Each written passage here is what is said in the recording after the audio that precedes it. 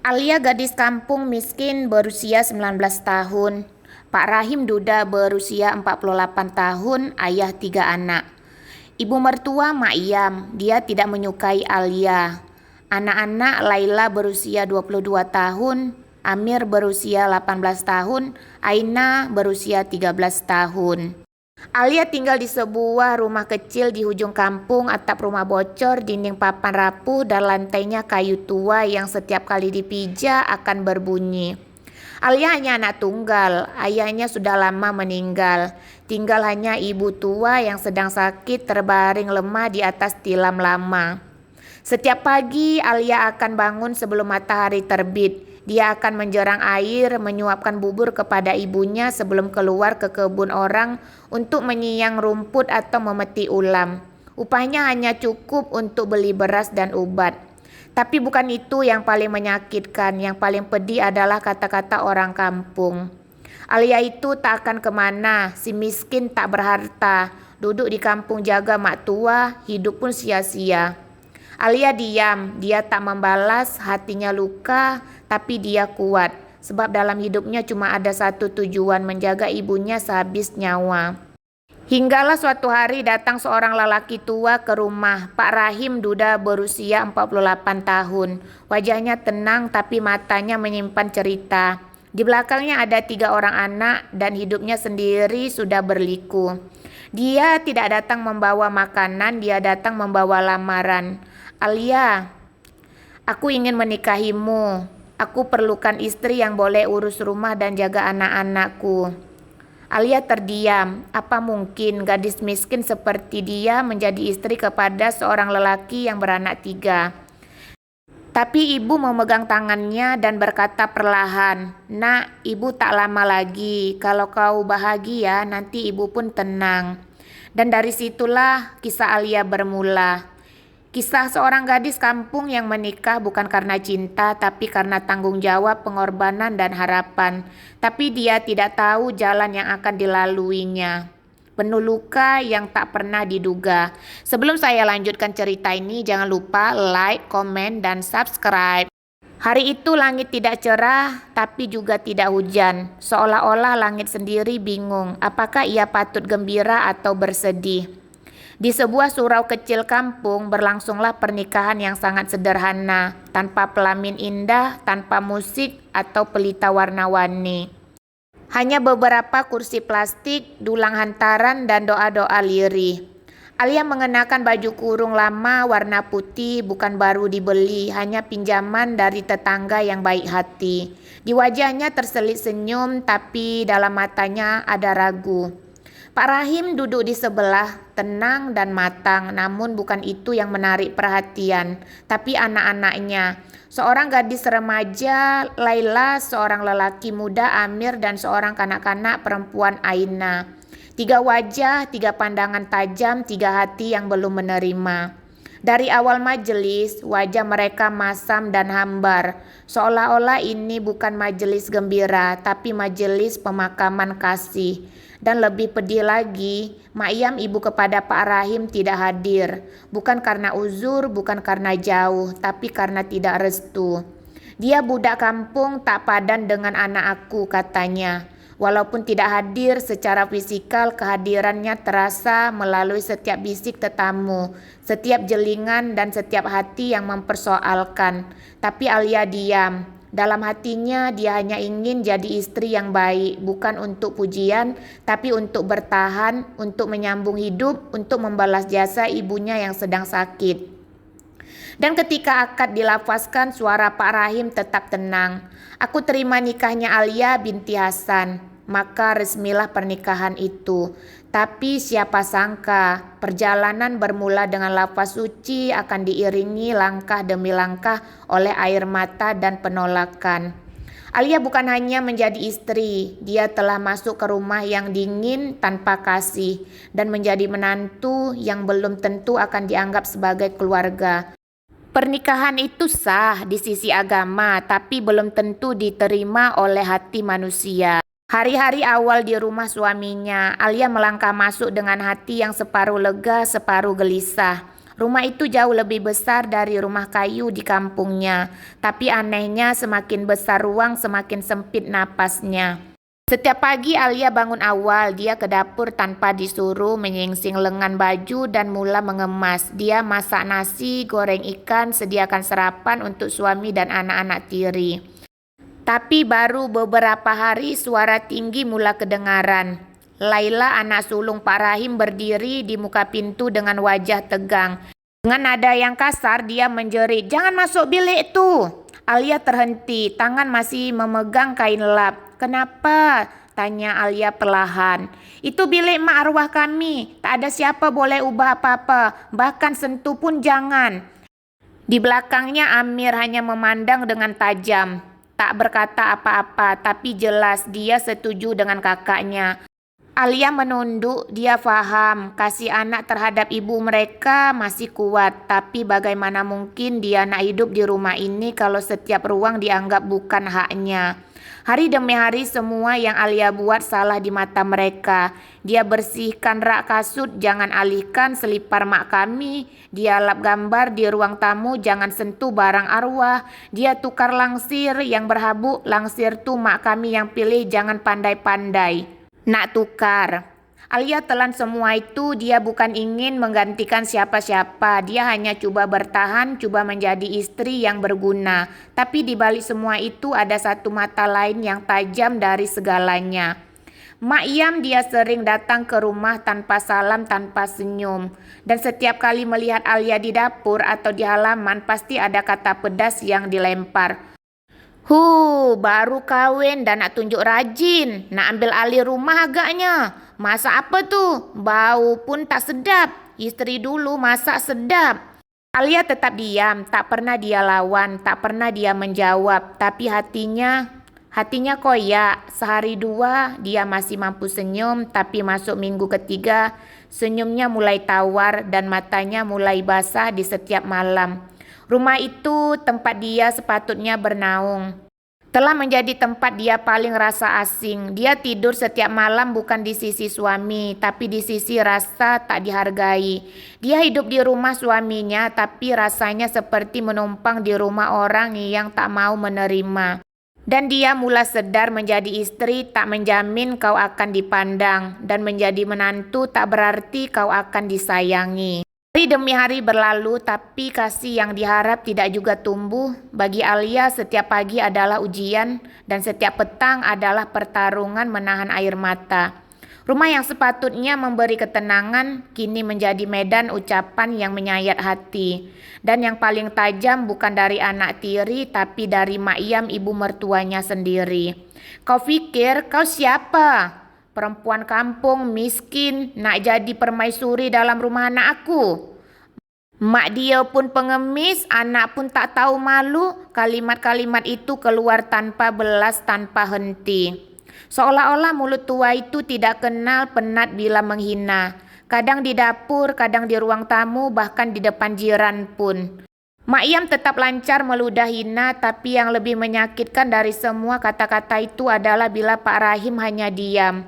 Alia menoleh ke arah suaminya, berharap ada tangan yang memegang bahunya, berharap ada suara yang berkata, "Mak, cukup, dia istri saya, dia buat semua itu untuk saya." Tapi yang dia dapat hanya senyap panjang. Pak Rahim tunduk seolah-olah takut pada ibunya sendiri. Dan di saat itu Alia tahu dia sendirian dalam rumah itu. Dia bukan hanya melawan benci tapi juga berjuang tanpa perlindungan. Malam-malamnya penuh dengan diam, bantalnya basah dengan air mata yang ditahan sejak siang. Tak ada tempat mengadu, tak ada bahu untuk bersandar. Dia tak tahu, salahkah dia karena coba menjadi istri yang baik? Salahkah dia lahir sebagai gadis kampung miskin? Salahkah dia karena ingin hidup yang lebih baik? Tapi satu yang dia tahu, diamnya bukan kalah, tangisnya bukan lemah, itu semua adalah sabar. Sabar yang hanya Tuhan tahu nilainya. Dan walau tak ada sesiapa di sisinya, dia percaya Allah tak pernah tidur. Dan setiap air mata yang jatuh pasti akan diganti dengan sesuatu yang lebih indah suatu hari nanti. Waktu terus berlalu, musim berganti, tapi hati dalam rumah itu tetap beku. Suatu hari Pak Rahim, suami yang selama ini lebih banyak diam daripada membela, jatuh sakit. Badannya demam berhari-hari, nafasnya makin lemah, tubuhnya mula kurus. Dia bukan lagi lelaki yang dulu berjalan tegak ke kebun, tapi kini hanya mampu berbaring di atas katil. Dan di saat itu, anak-anak yang dulu begitu marah karena Alia hadir, satu persatu mulai menjauh. Laila yang paling lantang bersuara tidak lagi pulang, katanya sibuk dengan kerja. Amir yang selalu memandang tajam, tak lagi memperdulikan ayah yang kini tak berdaya. Aina si kecil yang dulu pendiam pun makin lama makin menjauh ikut jejak kakak dan abangnya. Yang tinggal hanya Alia, istri yang tak pernah dianggap, menantu yang tak pernah diterima. Tapi dialah satu-satunya yang tinggal untuk mengurus suaminya. Setiap pagi Alia akan bangun awal, dia lap tubuh suaminya dengan air suam, dia suapkan bubur perlahan-lahan penuh sabar. Dia tukar lampin dewasa dengan tangan sendiri, dia cuci kain cadar dan baju-baju pesakit seorang diri. Tak ada yang membantu, tak ada yang puji. Tapi Alia tetap lakukan semua itu bukan karena mau dihargai, tapi karena dia tahu itulah arti setia. Kadang kita lupa bahwa yang paling banyak berkorban justru sering tidak dipandang. Hari-hari berlalu dan keadaan Pak Rahim semakin lemah. Tapi tetap Mak Iyam tidak berubah. Dia datang berdiri di ambang pintu dan seperti biasa, kata-katanya lebih tajam dari sembilu. "Jangan berpura-pura jadi wanita baik, Alia. Kau jaga anak aku sebab kau takut kehilangan tempat tinggal, bukan sebab cinta." Alia tunduk bukan karena salah, tapi karena dia terlalu penat untuk menjelaskan sesuatu yang tak mau difahami. Dan seperti biasa, Pak Rahim hanya diam di katil, suaranya perlahan. Tubuhnya lemah, dia tak lagi mampu membela, dan Alia sudah tidak lagi mengharap. Tapi di luar rumah sesuatu sedang berubah perlahan-lahan. Tetangga yang dulu hanya melihat dari jauh kini mulai menyapa. "Alia, kuat ya, kau uruskan semuanya seorang diri. Kami nampak kau keluar masuk bawa kain kotor, belikan obat, sapu halaman." Mereka mulai melihat bahwa dalam diamnya Alia tersembunyi sebuah kekuatan yang luar biasa. Mereka tahu perempuan kampung yang dihina itu sedang menjalankan tanggung jawab seorang istri dengan sepenuh jiwa, tanpa upah, tanpa kata terima kasih. Tapi Alia tak pernah mengeluh, bahkan tak pernah minta dikasihani. Baginya hidup bukan soal siapa yang menang, tapi siapa yang sanggup bertahan dengan hati yang bersih. Setiap malam dia duduk di tepi katil suaminya, menyapu ubat di dahi, menyuap bubur ke mulut yang kian sukar mengunyah. Dalam hatinya satu doa, "Ya Allah, aku tak minta dipuji, aku cuma mau diberi kekuatan." Dan walaupun Mak Iyam tetap membenci, walaupun anak-anak tetap membisu, Alia tetap berdiri, tetap melangkah, tetap berbuat baik walau tak dihargai. Sebab dia tahu manusia mungkin buta, tapi Tuhan tidak. Dan setiap air mata yang jatuh karena ikhlas akan diganti dengan sesuatu yang jauh lebih indah bila waktunya pun tiba. Malam itu sunyi, hanya bunyi kipas lama yang berdesit dan suara napas yang makin perlahan dari atas katil. Alia duduk di sisi Pak Rahim seperti biasa, tangan kirinya menggenggam tangan suaminya yang semakin sejuk. Tangan kanannya menyapu peluh di dahi. Wajah Pak Rahim pucat, matanya sayu, napasnya pendek seolah-olah sedang menunggu sesuatu. Mungkin menunggu waktu, mungkin menunggu izin untuk pergi. Alia tahu masanya sudah dekat, tapi dia tak menangis. Dia hanya tunduk dan berbisik perlahan, "Kalau abang penat, abang boleh rehat." Dan di saat itulah Pak Rahim menoleh perlahan, memandang wajah istrinya yang selama ini setia, walau tak pernah dibela. Bibirnya bergerak kecil. "Maaf." Hanya itu, satu kata yang membuat dada Alia sesak. Maaf, untuk semua diamnya, untuk semua luka yang tak pernah dia obati. Dan sejurus selepas itu, napas Pak Rahim terhenti di atas katil itu dalam dekapan seorang istri yang tak pernah dihargai. Pak Rahim pergi dengan tenang. Anak-anak datang lambat, Laila menangis, Amir tunduk menyesal, Aina mendekap kakaknya. Tapi mereka tak pernah tahu bahwa saat mereka menjauh, Alialah yang memandikan, menyuap, mengangkat, membersih, dan mendoakan ayah mereka tanpa henti.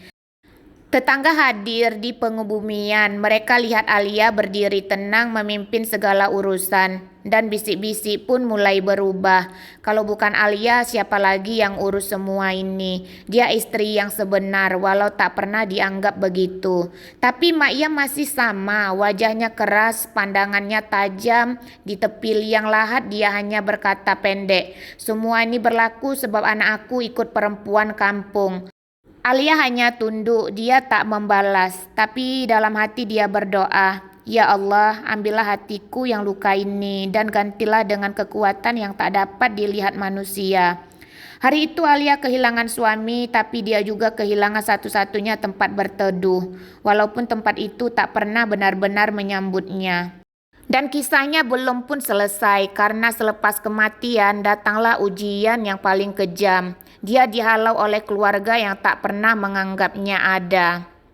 Sudah seminggu Pak Rahim pergi, rumah itu masih sunyi, tapi kali ini bukan karena sakit, tapi karena kehilangan dan kebencian yang makin nyata.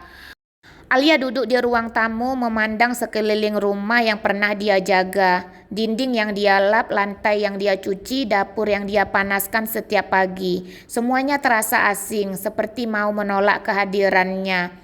Dan pada pagi itu, suara yang paling dia kenal tapi tak pernah dia harap kembali kedengaran.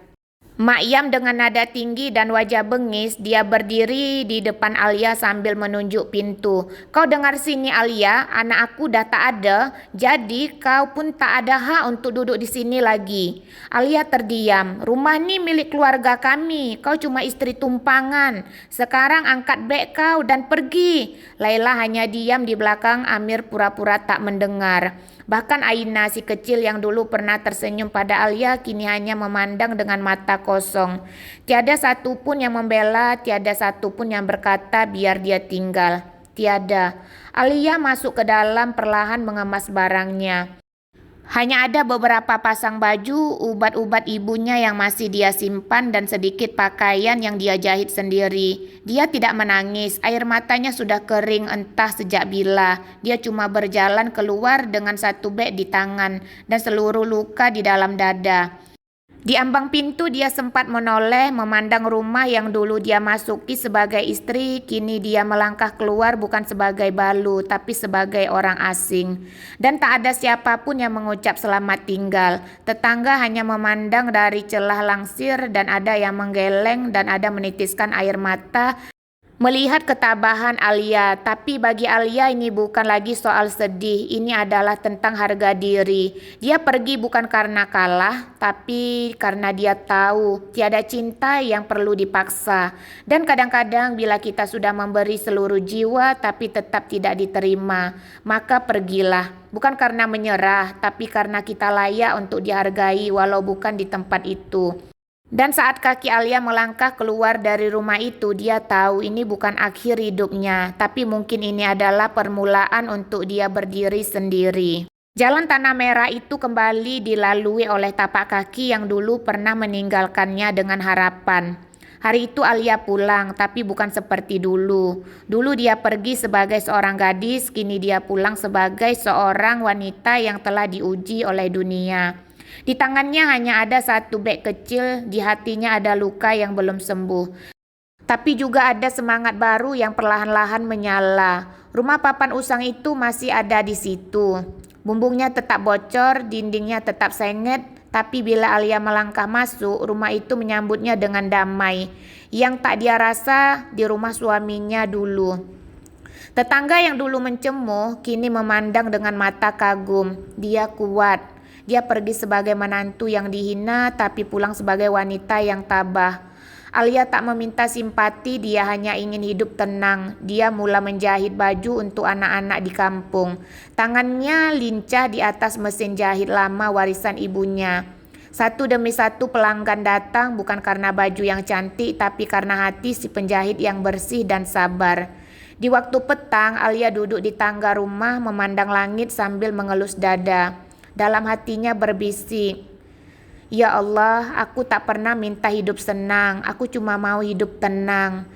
Yang tak perlu pura-pura, yang tak perlu ditolak hanya karena asal-usul. Dan hari-hari pun berlalu. Alia tak kaya, tapi dia cukup. Dia tak ada suami, tapi dia ada marwah. Dan yang paling penting, dia kembali menjadi diri sendiri. Bukan lagi menantu yang tak dianggap. Bukan lagi istri yang tak pernah dipertahankan, tapi seorang perempuan yang pernah jatuh dan memilih untuk bangkit dengan kepala tegak. Karena dalam dunia ini kita tak selalu diterima, tapi yang penting kita menerima diri kita sendiri.